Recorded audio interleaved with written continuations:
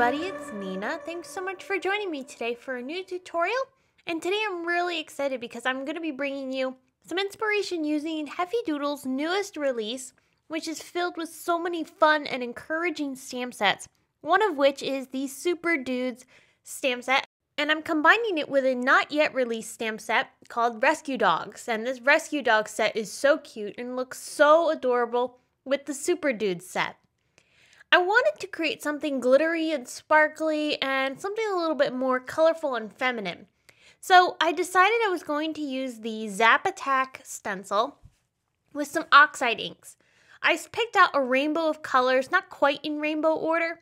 I started off with picked raspberry and I'm adding that color down, blending it with my ink blending tool and just using a light touch so I don't pull on the stencil and shift things.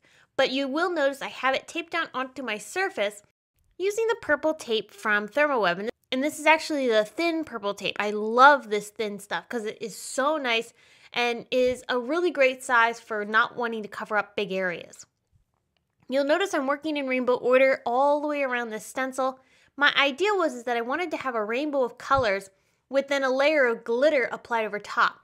So once I add all of my ink blending onto this panel, this is ink blending done on some Canson Bristol smooth paper, I'm going to take some translucent texture paste.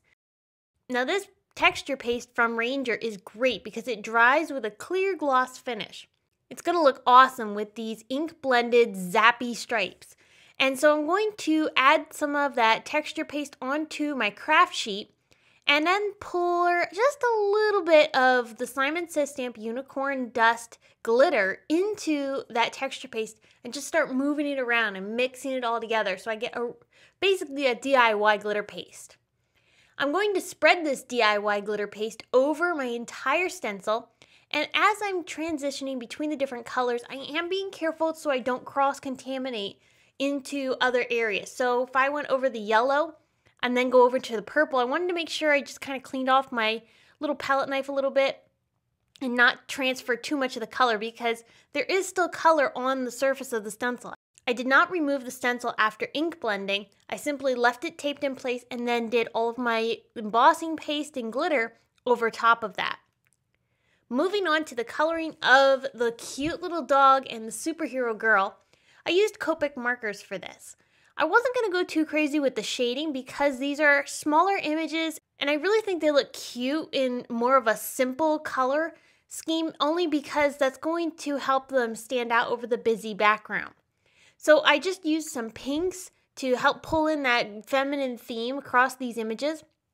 Pinks and a pinky purple were something I used quite a bit of throughout the coloring. I also brought in teal because teal really looks nice with pink and it's my favorite color. So of course I had to bring that one in. And for the dog itself I used brown colors. For the girl I did give her some purple pants and a pink shirt. And her hair is a more golden yellow. I didn't go for brown. I wanted to pull in some of the yellow that I had used from the Mustard Seed Distress Oxide ink. So I used yellow for her hair. And I think it looks really cute and balances everything nicely. I'm attaching my ink blended zappy glitter background onto my card base, which is made from Simon white cardstock.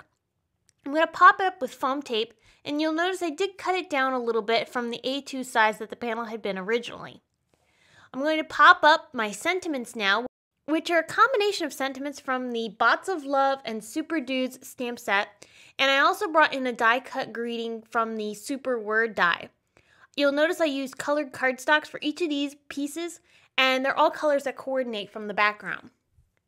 Finishing off the card, I added some aqua shimmer pen to the pink and teal areas of the girl and the dog, and then I also glued down little star confetti pieces from Lucy's cards.